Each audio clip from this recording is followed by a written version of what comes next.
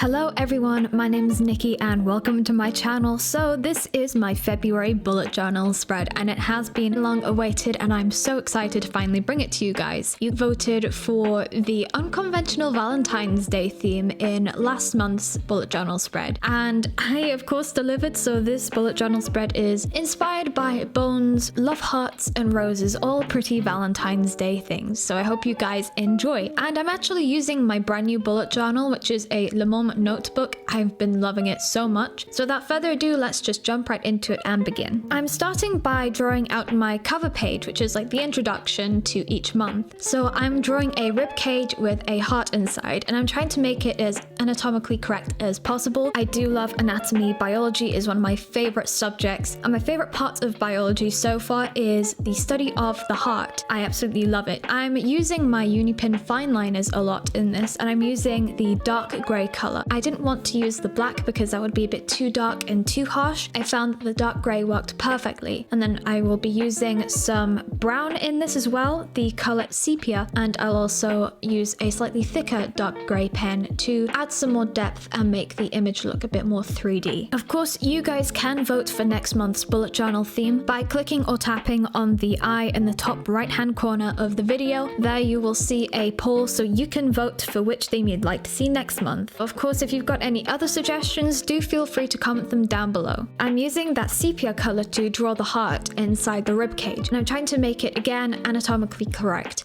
So I'm adding different veins, arteries. So I'm also adding a little bit of color, so it's not just purely black and white. So I'm using a Crayola Super Tip in red, and then also my Tombow brush pen, which is a blending brush, to create that really nice watercolor effect. So the color isn't as harsh and it's more softer to the eye and it will blend in more nicely. I felt that this was incredibly fun to use and do. First time actually using this brush pen and it worked so well. So of course I stamped the month February at the bottom of the page in a slight curve and I'm using that slightly thicker Unipin fine liner just to darken up some areas and bring some parts of the ribcage forward a bit. It looks a bit more 3D and there's some extra depth in the image. I absolutely loved how this turned out. So of course we'll be moving on to the next part of the spread, which is my month as a whole. So on the left hand side of the page I have a calendar and a section for my goals, and then on the right hand side I have my plans and tasks for the month. So I began by stamping February at the top of the page and now I'm drawing my calendar. So I'm stamping out all of the days of the week and then writing out each day 1 through to the 28th. This helps me be able to see the month out as a whole so I can see how many weeks there are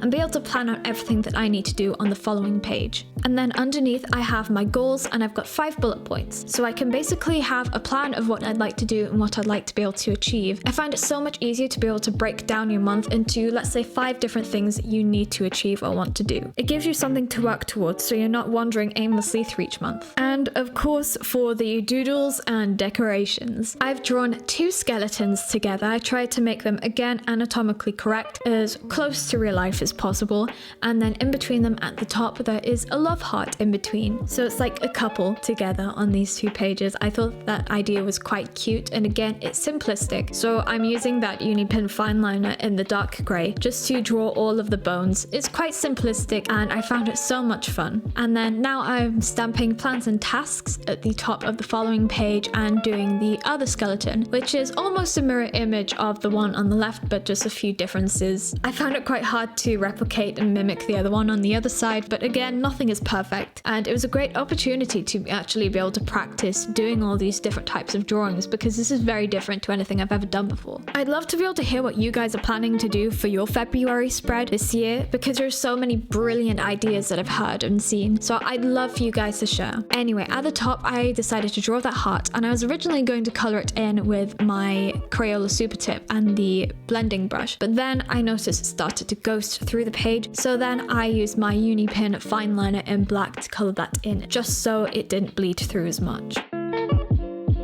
Next, we're moving on to my mood tracker and my water drinking tracker. If you've seen my January bullet journal spread, you'll notice my water tracker. I moved that forward so it would be next to my mood tracker so they'd be in the same place. Now my mood tracker is basically a spinal cord and the pelvic bone and also a lot of roses next to it. So this is the introduction of the roses into my bullet journal spread.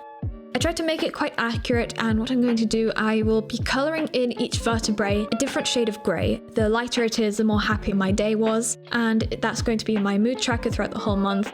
And then my water tracker, I have a set of 8 blocks for every single day, where I will try and aim to drink 8 glasses of water every day. It was my New Year's resolution to drink more water. It's been working quite well actually, so I'm carrying that on throughout February as well. And just for some extra decoration, I drew 2 skeleton hands in the shape of a love heart, and at the top I've got some inspiration and some motivation for when I should drink water. So 2 liters every day, 2 cups before bed, and 1 cup before each meal.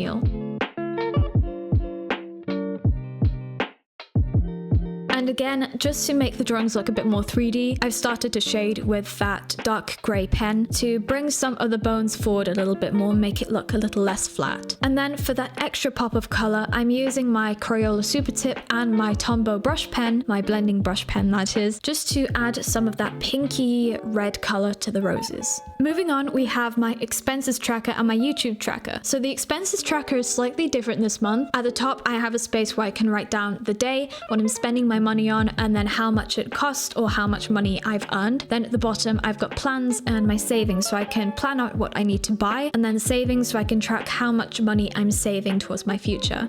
Then my YouTube planner is slightly different again. At the top, I've got these 2 boxes. One of them is going to be for what I need, so I do a lot of DIYs and clothing customizations, what resources I'll need to get, and then ideas for future videos, for example, what bullet journal spread I should do next month, or any cool things I should try making.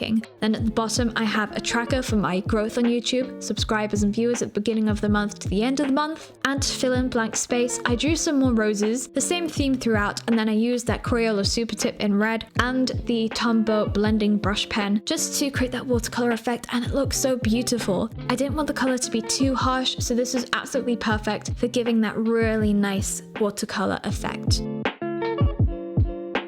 There's so much going on, I'm finding it hard to talk this fast. So on the left hand side I have my homework tracker, and the right hand side is my revision tracker. So I forgot to write down the titles, but basically the homework, I have what the homework is, the date it's due, and a tick. And then the revision, I've got what the revision topic is and a tick for when it's done. Then the upcoming tests part at the bottom of the right hand page is basically so I can track what tests I've got coming up soon. Then in the middle I drew a skeleton hand with a heart and some strings attached to it. Then I used again the same Crayola Super Tip and the blending brush, just add that extra color in the middle of the heart. This is very useful for me, and I always fill up my homework tracker very quickly, so I made it slightly bigger than the previous months.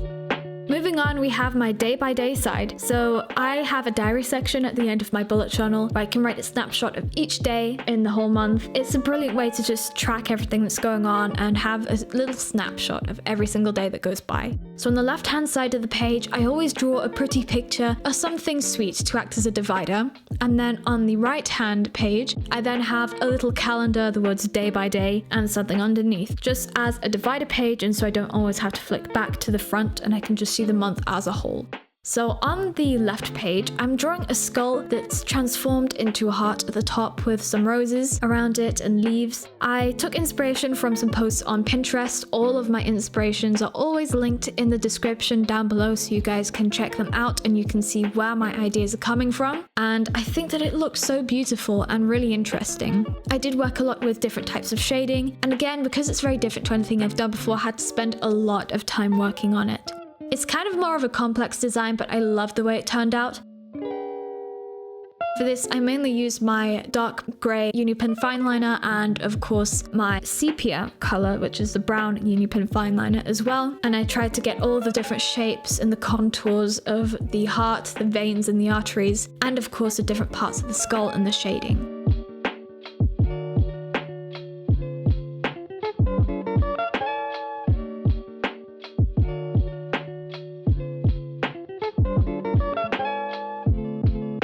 I tend to like to go for very simplistic color palettes. So here I went for lots of neutral tones like the greys and the sepia. And then I feel like that extra pop of color with the red and the pink really does add that extra effect and makes it stand out a lot more.